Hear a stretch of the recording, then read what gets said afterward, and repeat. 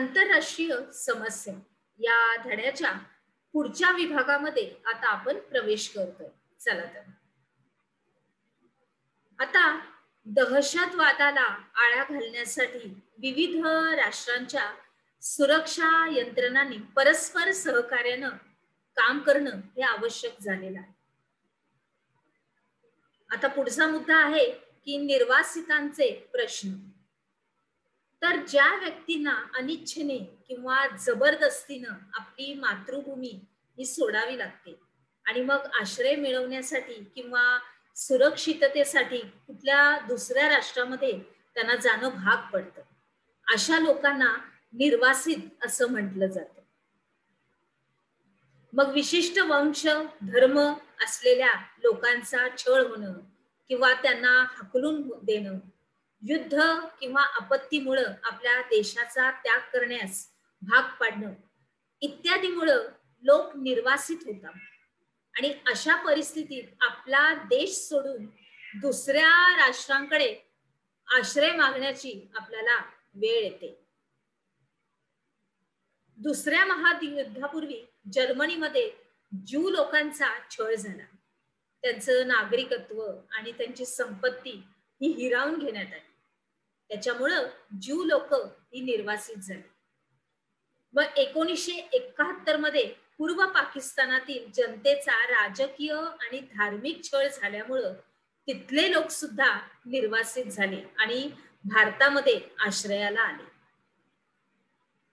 गेल्या काही वर्षामध्ये इराक आणि सिरियामधील युद्धजन्य परिस्थितीमुळे सुद्धा तेथून मोठ्या प्रमाणावर लोक हे निर्वासित म्हणून बाहेर पडतात आणि निर्वासितांची अशी अनेक उदाहरणं आपल्याला सांगता येतील.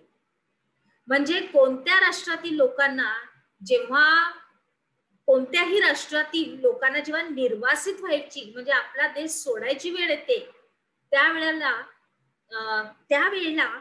त्यांना अनेक समस्यांना तोंड द्यावं लागतं. म्हणजे आता काही कारणावरून छळ होतो ते आपण बघितलं, तर त्याच्यासाठी एखाद्या कुटुंबाला आपलं किंवा काही लोकांना जर आपला देशच सोडावा लागला आणि त्यांना दुसऱ्या राष्ट्राचा त्यावेळेस सहारा घ्यावा लागतो, तर त्यावेळेस त्यांना अनेक समस्या येतात. आणि महत्वाची समस्या असते ती आपला देश सोडून कुठं जायचं आणि ते राष्ट्र आपल्याला स्वीकार करेल का, हे प्रश्न त्यांच्या समोर असतात. आणि दुसरे म्हणजे आपल्याबरोबर कुटुंबातील माणसांना सुरक्षितपणे घेऊन जाणं याचा प्रचंड शारीरिक आणि मानसिक ताण असतो. त्याच्याशिवाय कठीण रस्ता, लपून छपून जाणं, तसंच नैसर्गिक समस्या जसं की ऊन आहे, पाऊस आहे, वादळ वारा आहे, अन्नधान्यांची टंचाई, आजारपण, पाठलाग करणारा शत्रू इत्यादी समस्या या असतात आणि त्यामुळे अनेक लोक मृत्यू पावतात. तर सुरक्षित ठिकाणी पोहोचल्यावर सुद्धा काही नवीन समस्या असतात.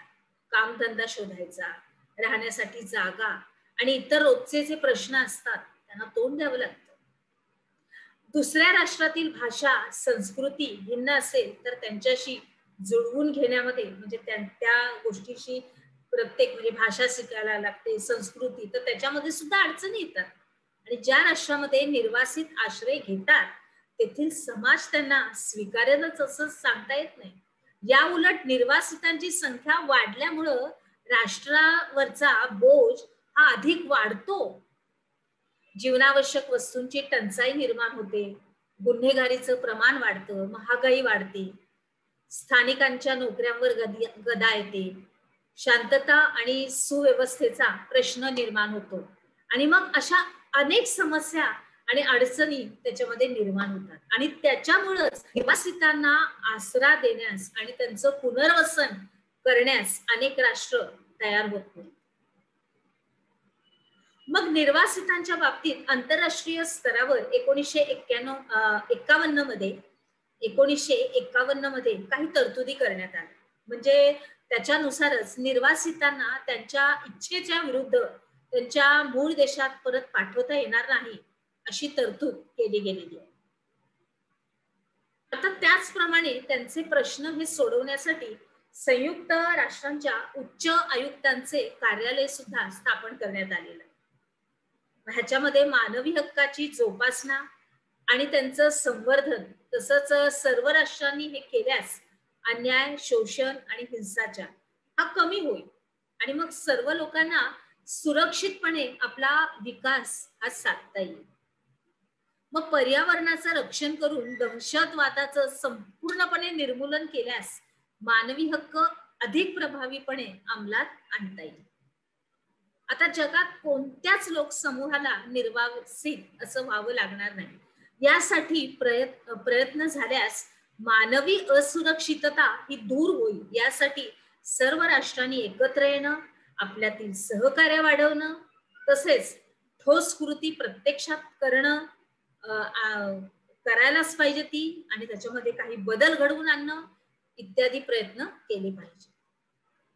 आता आपण पुढील वर्षी याच्याच आधारे स्वतंत्र भारताने कोणती वाटचाल केली आहे याचा अभ्यास करणार आहोत.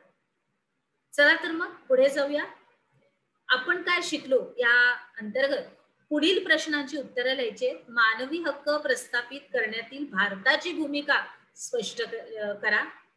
दहशतवादामुळे काय परिणाम होतात हे सांगून दहशतवादाला आळा घालण्यासाठी काही उपायही सुचवा. अर्थात या प्रश्नांची उत्तरं तुम्ही तुमच्या वहीमध्ये व्यवस्थित नमूद करा. चला तर मग आता आपण पुढे जाऊया.